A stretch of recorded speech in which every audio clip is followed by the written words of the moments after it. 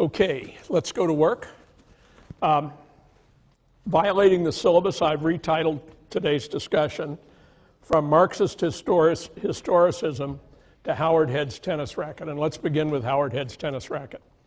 Howard Head was an alum of Harvard College, a bright guy,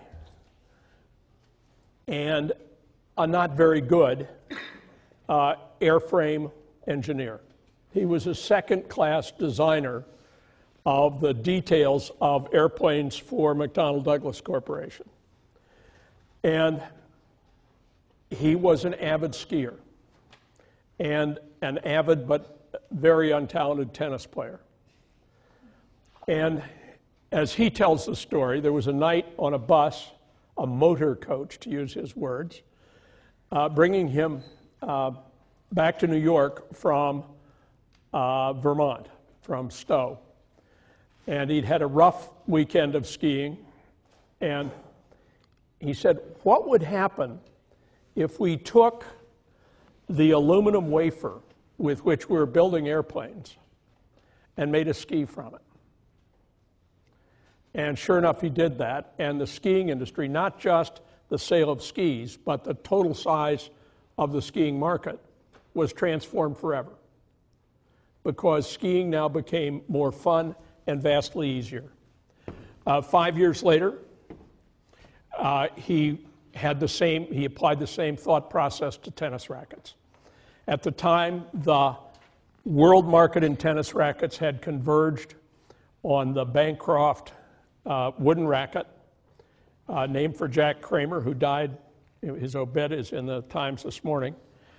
And everybody was competing on price and details of quality with the wooden racket.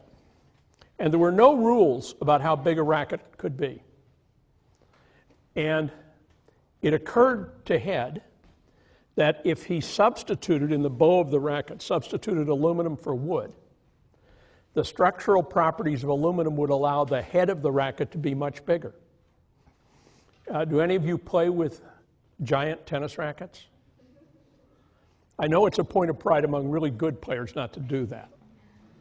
Mine, I retired from tennis 3 or 4 years ago, but mine at my retirement was about like that. And it makes tennis easy.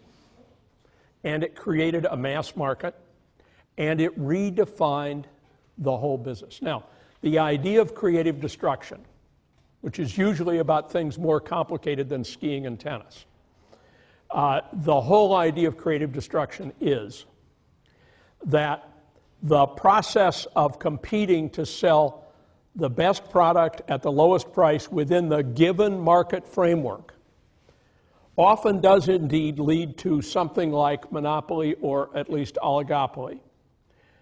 And a point made at length by Marxist critics of capitalism.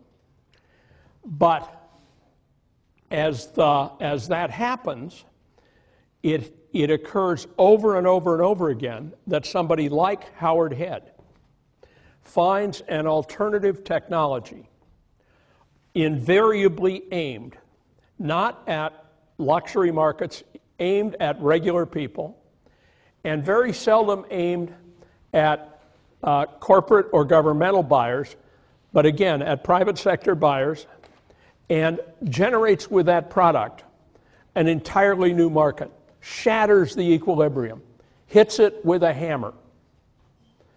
And this thought is, on the one hand, antagonistic to Marx.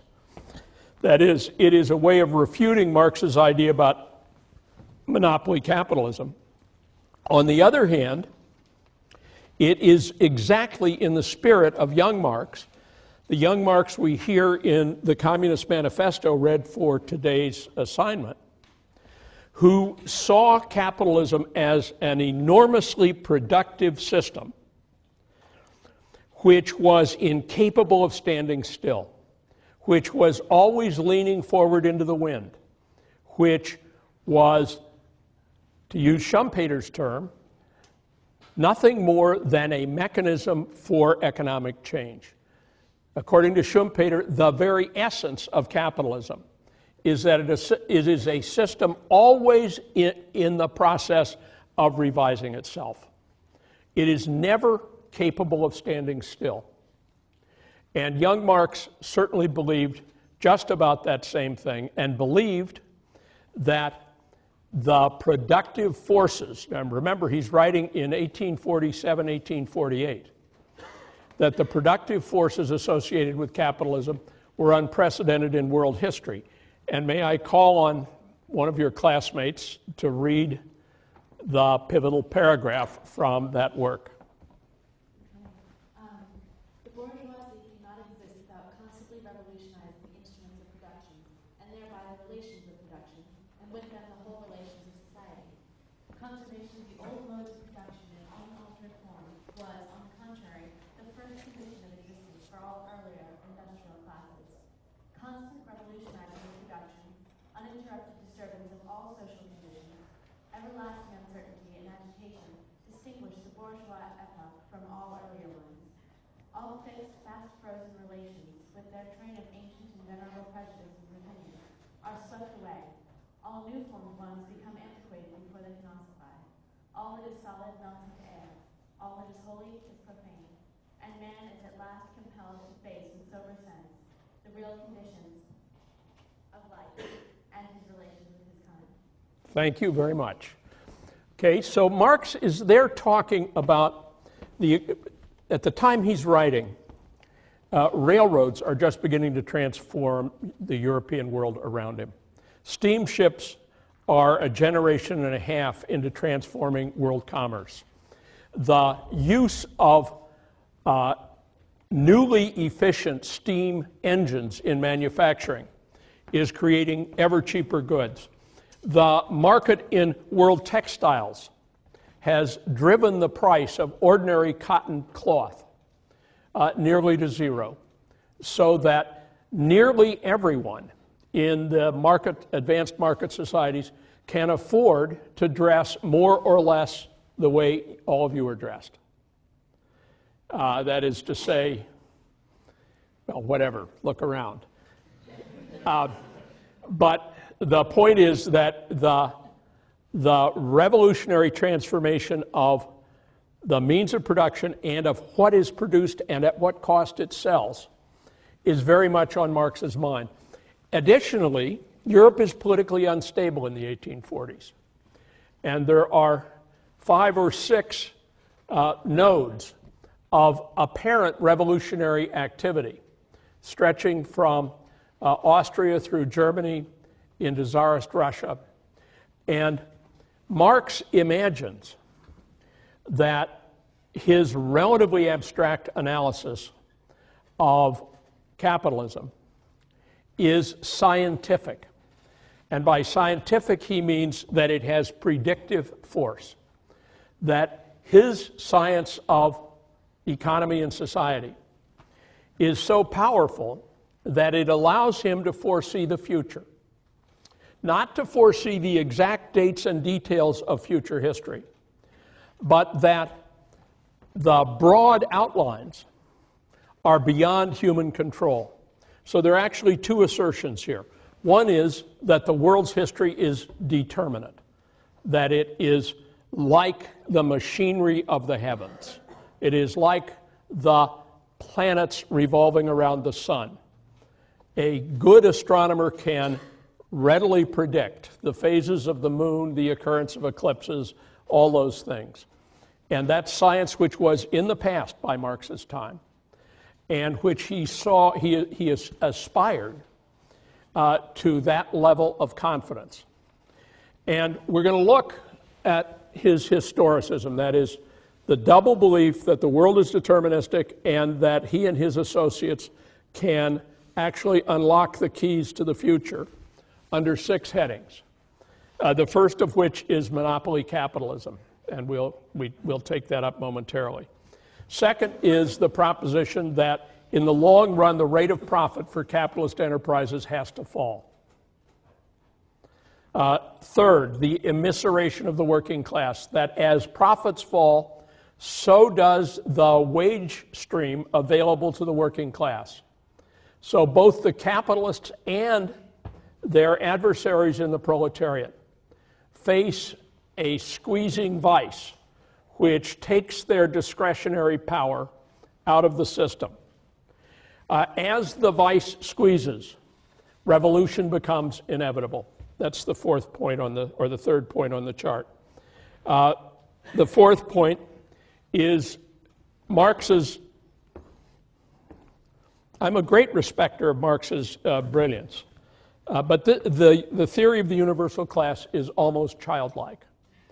And the idea is that if you search out the bottom of the bottom of the bottom classes, then that class will have the unique property that it has no one else to exploit.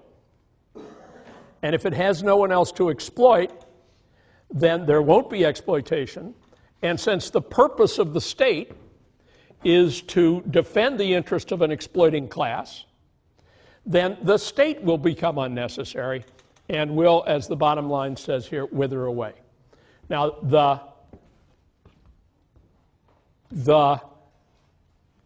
many decades of experience we have lead us to be friendly critics toward the top of this story and unfriendly critics toward the bottom, because the story told at the bottom is not only false, but dangerous.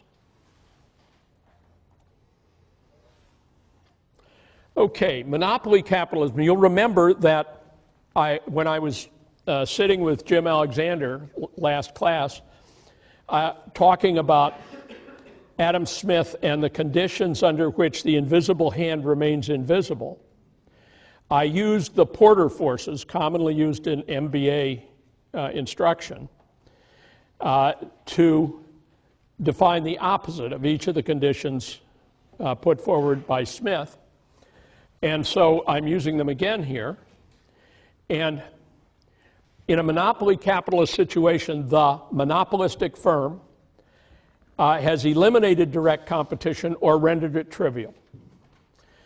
It has caused the erection of high barriers to entry, so that as its profits increase and others say, what a good idea, let's get into that business, it has ways of keeping them out.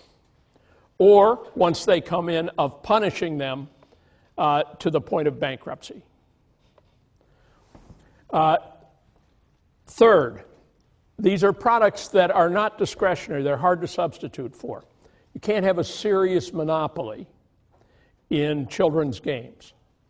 You can't have a serious monopoly in a given fragrance of aftershave lotion or of perfume. Serious monopolies are always in things which people need and for which they don't readily find substitutes. The firm is vertically integrated, and by vertical integration, I mean, think about starting, well, let's take the laptop in front of you. Starting with the aluminum, the silica, the metal wires, all that stuff, starting with raw materials that are in the earth, extracting those, designing them, fabricating them, marketing the machine, distributing the machine, that whole long trail of production from raw materials at the one end to finished product in the hands of a buyer at the other. Vertical integration in the extreme means that the corporation controls that whole sweep. The part that reaches from manufacturing toward the buyer is called forward integration. The part that reaches from the manufacturer back to raw materials is called backward integration. But this pattern of integration gives the company great power because there are no suppliers who can hold up the firm for a part of its profits. Buyers don't have leverage to control prices. Competitors can't manufacture a very similar machine 20% cheaper and drive down profits. And people in substitute industries don't have any way of drawing away customers. So that's I'm caricaturing. But things which more or less fit that description historically would be, for example, Standard Oil.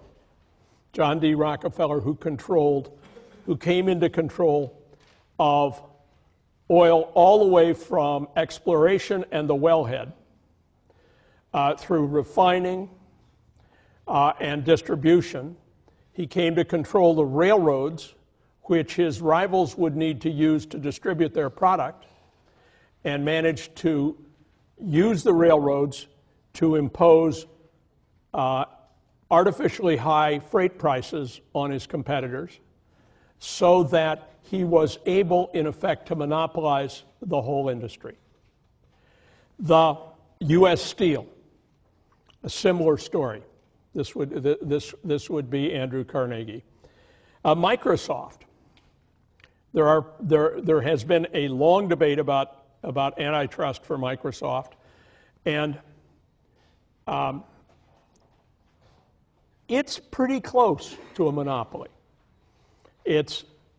I look around the room and I see little white apples illuminated everywhere, and I have one myself.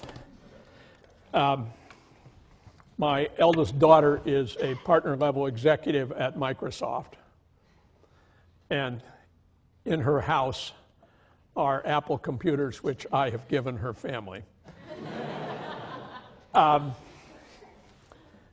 Another story of the same instance is the regulated airlines. The regulated airlines, this is before the late 70s when the airlines were deregulated, would own a route and monopolize it. And they would compete not on the basis of price, because they would charge monopoly prices. They would compete on the basis of food and attractive flight attendants. And I'm not going near that. The big pharmaceuticals, or pharmas, are sometimes in monopolistic or near monopolistic positions about drugs. And many other cases, though fewer than the ideological critics of capitalism would make you believe, and fewer partly because of creative destruction. As monopolies ossify, people find ways to blow them up. Okay, so let's talk about that. And on the left side of this little diagram, we have ways to build a monopoly, and on the right side, ways to burn a monopoly. And on the vertical, we have market forces. And on the horizontal, the top horizontal, we have market forces. The bottom horizontal, we have governmental forces. And let's just get ourselves familiar with the four resulting cells. Scale and scope. Mostly scale. If there are returns to scale so that each widget gets cheaper to produce as you produce many of them, the firm which is producing the largest quantities enjoys an enormous strategic advantage. Illustrated here, if number of widgets produced is on the horizontal dimension and the marginal cost of the last widget is vertical, being positioned where this little green company is positioned is an enormous advantage in comparison with the little orange firms at the left. These are boutique firms doing very little, and the giant producer, which in the American economy for a very long time was General Motors, for example. And it's General Motors and its immediate competitors in Ford and Chrysler. But if I'll illustrate the point. At the time of the decade before World War I, there were 1,200 automobile manufacturing companies in the United States. And almost all of them got winkled out by the end of the 1920s. There were about a dozen at the end of the 20s. And we're now approaching, what number are we going to end up with? Zero is one real possibility. More likely, I think, 1, 1.5, 2, something like that. But the scale economies in that kind of business are enormously important. Creative destruction. And here we have Schumpeter again. And one way of using Schumpeter is to take a very long view of dominant technologies for energy and production and look at how they have shifted over time. And in this chart, is that legible for any of you or not? Not really. Okay. The chart begins with production based on water power, on mills based on falling water. And it turns out historically these were very important. The first great advances in the manufacture of textiles occurred in plants located along the fall line of rivers, where it was possible to extract a great deal of energy from falling water and drive mass manufacturing. Then you have creative destruction with the emergence of steam and rail as alternatives. Then electricity. And I won't pause long, but the great battle of the 1890s was between alternating current electricity, controlled by George Westinghouse, and direct current electricity, controlled by Thomas Edison, both of them as corporate leaders. And Yale didn't fully give up on direct current technology until about 1985. There were dorm rooms where the lights were actually run on direct current generated in a plant over near where the swing dorms are now. I'll leave it to sections for you to parse this up. It's actually a very interesting story. The advantage of direct current electricity is it can't kill you. Doesn't matter how much, it's not going to kill you. The disadvantage of direct current electricity is that as you put it through a long transmission wire, you lose most of it after the first 5 miles. So Edison controlled direct current electricity and wanted to make the government regulate it in. So what did he do? He stressed safety. And so if Edison had won, there would have been a generating plant about every 5 miles all over the country, in every urban neighborhood, its own generating plant. And how did he dramatize that? Yes, the electric chair, exactly. He put forward the view that, well, Westinghouse has a great technology, what we want to do is kill people. And actually did demonstrations on animals and all that sort of thing. It was just awful. But ultimately, it was a case where the unregulated market won. The government stayed out of it. And alternating current, from the point of view of illuminating our classroom, is pretty efficient. Then you get petrochemicals and digital networks. This is all very stylized, this diagram. But the point is that monopolies, by one after another, get winkled out by these changes in the underlying technology. Right? New Haven at one time was arguably the leading manufacturing city for horse-drawn carriages. Well, it was over, and over pretty suddenly. Regulatory capture. Regulatory capture means what it says, and there's a basic political science-y kind of a thesis about this, which is that regulatory agencies get captured by the companies they regulate. That if I'm a bank or a brokerage, I'm intensely interested in the SEC. And I develop friendly relations with it. I feed information to its staff. Its staff comes to rely on me. After spending a cycle of 4 or 8 years in a politically appointed position in the regulatory agency. It occurs to people that they might pursue a career in the industry they've been regulating. And so there gets to be a reciprocal relationship there, which allows a dominant firm to enjoy some advantage from its relationship with the regulator.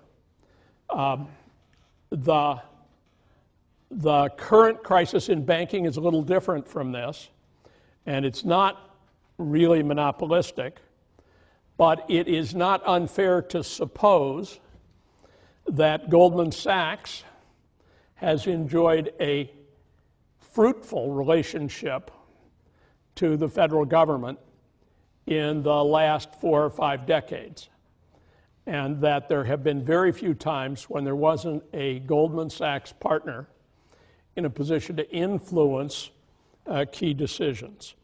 The more classic story would be the airlines one I told you, where TWA, Pan Am, and all the others of that era had this monopolistic relationship created by airline regulation. And what killed them was that enjoying a monopoly relationship to the airline regulators allowed them to be pretty soft. They didn't have to control costs. They could waste 15 cents of every dollar in profits and still look great to their investors. But when deregulation came, the legacy costs were lethal to many of these firms because they were up against airlines like Southwest, which had no legacy costs and ran very efficiently. Finally, antitrust. Antitrust emerges in the states with the Sherman Antitrust Act of 1890, and there's a continuous oscillation in government policy here and in most other market economies between strict and not so strict interpretation of what counts as a monopoly and what counts as predatory monopolistic behavior. When we get to cases, we will see several specific instances of this.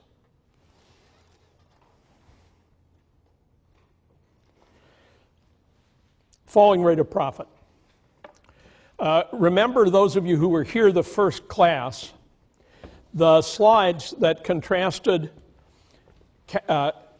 labor-intensive production. And for example, I had 2 yaks pulling a plow in Tibet, juxtaposed to a 20-ton John Deere tractor tilling earth in Minnesota, Iowa, or some such place. And on the one side, you had relatively low production per labor hour, and on the other, an enormously high rate of production per labor hour, but based on outlays, capital outlays for the equipment like the John Deere tractor, well into 6 figures. The Marxist idea, I've got a better chart here. The Marxist idea of how capital makes money from labor is that labor is a commodity. And the labor theory of value more or less applies to that commodity. So how much do you have to pay for the commodity, which he calls labor power or laboring power? Well, you have to pay what it costs to feed the worker, to clothe the worker, to rear his or her children. The analogy is, imagine you have a plow horse. What's it cost you to maintain the plow horse? Well, that same reasoning Marx applies to the workforce.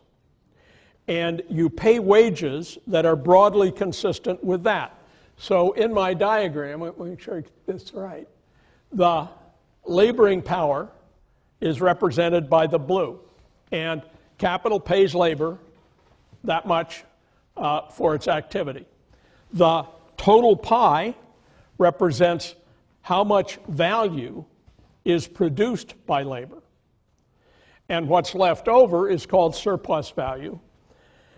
And the capitalist firm keeps the surplus value, by that means exploits labor, and by that means increases its wealth to create wealth. Now, that leaves out a lot. One thing it leaves out is the fundamentals of supply and demand for labor.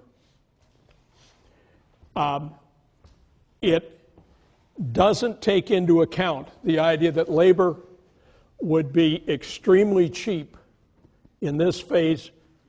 How many people here haven't seen the demographic transition? Good. Because we did it a couple days ago, but I never know about turnover. So Marx is oblivious to that, except, how would he answer if I said that? He would say, well, no, labor is cheaper in these conditions because the socially shared expectations for how well they have to be fed, clothed, and their children reared are low in those conditions. So village India, the cost of labor power is vastly less than it is in Midtown Manhattan. Okay, that's one issue. Another issue, this is the age curve, and it's just an embellishment of the demography. Another is how hard people work. This is a Bruegel 16th century picture of agricultural labor, which by the evidence there is not very intense. And the idea that you pay for what you get in labor is a powerful one. And the so-called scientific management movement of a century ago, which grew up around large manufacturing companies in the US and Europe, was that you develop incentives to make people work really hard. The simplest case was Henry Ford's $5 a day salary, which was way above market prices, but allowed him to be very choosy about his workers, to demand very intense labor, and to demand that they allow him to inspect their lives. He had what he called sociologists who went around to people's houses looking for alcohol or devices for gambling and so on. But intensity of labor is another variable that needs to be thought of. Now, I just made that story sound really sensible, I think, right? But the logic of it has always escaped me, right? The notion that labor is different from any other standard for measuring value, and that you attribute to labor the whole pie, but actually you've got to attribute much of the pie to capital. And beyond capital, you've got to attribute much of it to ownership and to management and intellectual property. Know-how, the ability to actually make widgets well and effectively at low costs, all that is left out of Marx's story. He just says necessary labor time, and draws attention away from what capitalism is best at, which is again and again revising the way we produce something, the way we distribute it, the way we design it, the way we design the machinery that creates it, even the way we design the machinery that designs the product. All of that is marginalized in a Marxist analysis, and for that reason, Marxism does not function well in analyzing real companies in real markets. Now, the surplus value that can be extracted depends on how much labor is used in production. And as total labor used in production goes toward zero, the opportunity to exploit workers goes away, and with it, profits have to fall. Now, and from that follows the immiseration of the working class.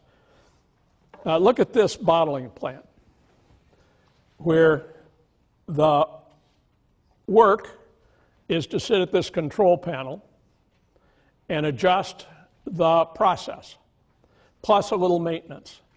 Have any of you been in a plant where there were virtually no workers present? Can you hand him the mic? It was the Celestial Seasonings. Oh, it's not on. The Celestial Seasonings tea factory in Boulder, Colorado. Okay.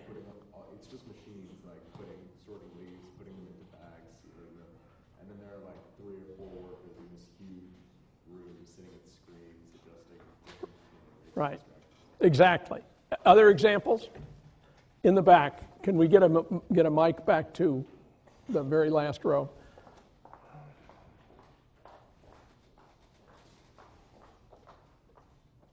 I took a tour of the Qingdao beer factory in China.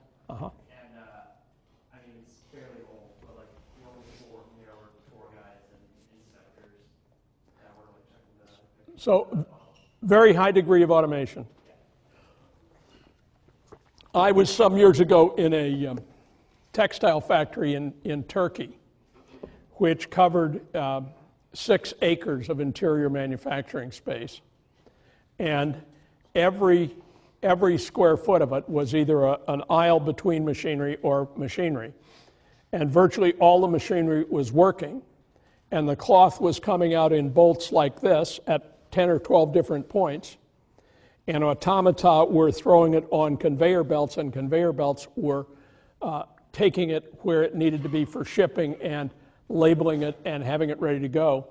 And when I was there were about 6 people in the plant, all of them technicians. And the story about the plant was that it could operate that way for as much as 60 hours. And then there would be a shutdown for a few hours of maintenance and adjustment, and then another 60 hours, and so on. Another historical example is the Bonzac cigarette machine. Cigarettes were not popular before the Bonzac cigarette machine.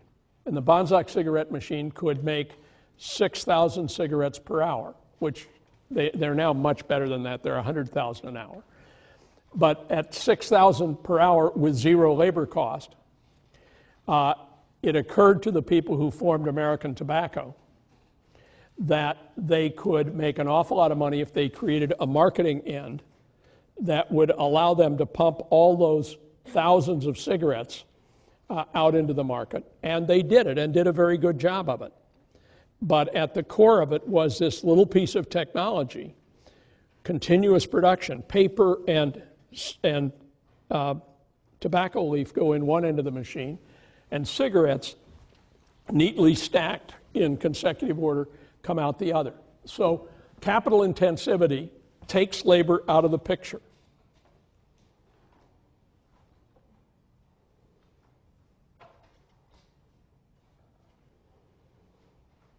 So, in effect, the dead who created the machinery are the producers.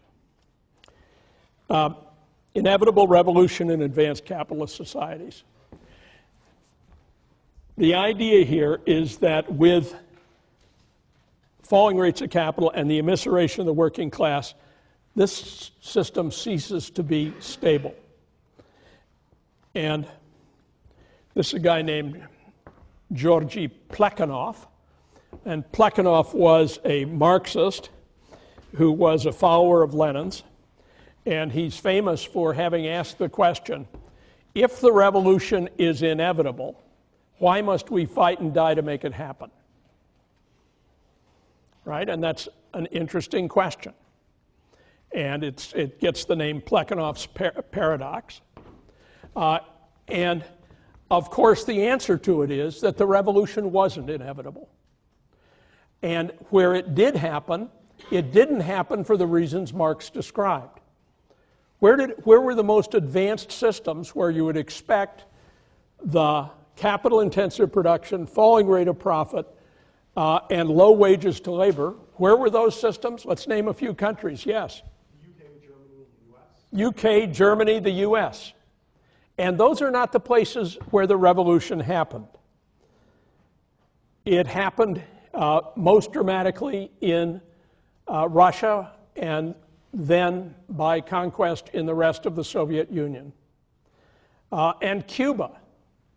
But this is Fidel on the right and Che Guevara on the left. I have a photograph in my collection at home of Fidel Castro at the New Haven train station, and a New Haven policeman looking at him like he's from Mars. And it was just after the revolution when the break with the U.S. hadn't really hardened, and he was on a university tour speaking on college campuses trying to raise money for the revolution. Cuba was not an advanced capitalist economy, and still isn't. The best thing you can say about Cuba, I've been twice and have been a guest of the government once, and the best thing you can say for them is that they actually have done a splendid job with rudimentary public health, so that on the longevity dimension of the data automation we looked at, if you'll screen it up tonight, you'll discover a little green moon, way, way high side outlier on longevity, and that's Cuba. On the other hand, they are dirt poor. China, not an advanced industrial economy when the revolution occurred. Venezuela, an oil state. And whether the revolution has occurred or not is open to question. And this, at the height of the Cold War, was the way the chessboard looked, where red meant Marxist and pink meant sort of Marxist. And the game of controlling emerging market countries was at the core of Cold War strategy, or very near it. The theory of the universal class. If the aristocracy exploits serfs in medieval European society, and capitalists exploit proletarians in capitalist society, and proletarians come to power, who are they going to exploit? There's no one below them. Since there's no one below them, they are the universal class, and exploitation is over. Now, please. So the reasoning is like the Eastern Division of the American League. And Baltimore is the universal class, because there's no one they can beat.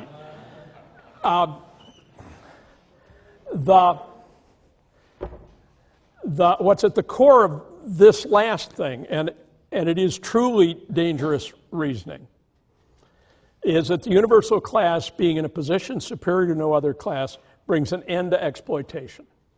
Well, and since that's true, the state can wither away. Now,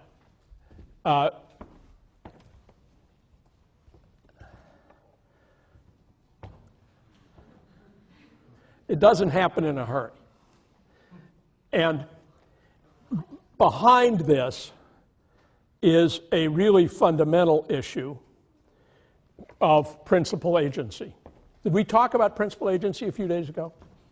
Maybe not. Well, let's just, for simplicity, let's suppose the people own the country, and the communist government is the agency that they have elected to choose, or which has chosen itself to manage the country on behalf of the people. The principal agency problem, which occurs in things as small as a grocery store, is that the employees, agents, choose, instead of serving the purposes of the owners or the country, choose to serve purposes of their own.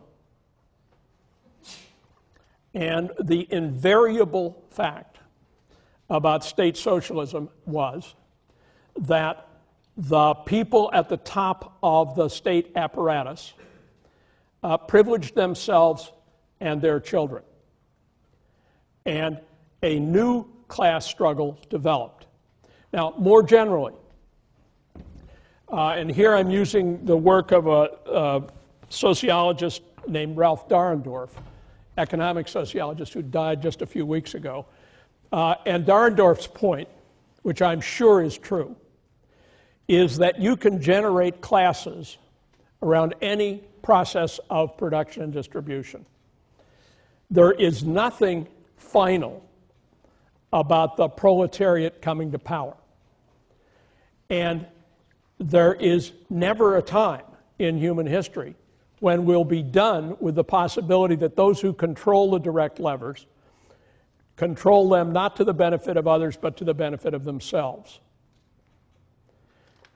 And so Francis Fukuyama, who famously wrote a book that had the punchline, The End of History, after the Cold War ended, his view was that capitalist democracy became the end of history, the unchangeable endpoint. And of course, that's not true. The course of history is not, contrary to Marx, determinate. Marx was not only wrong about his own ability to understand the course of future history, he was wrong about the very concept that there could be a deterministic theory which told us what was going to happen in the future. This guy, Schumpeter, who I know you hate the way he writes, but he understood that point profoundly.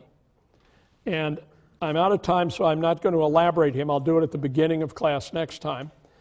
But the guy who comes to center stage next time is F.A. Hayek, whose most famous book was called The Constitution of Liberty, and who believed that a market society had within it the capacity for enormous creativity and growth. And we'll examine that in class on Wednesday.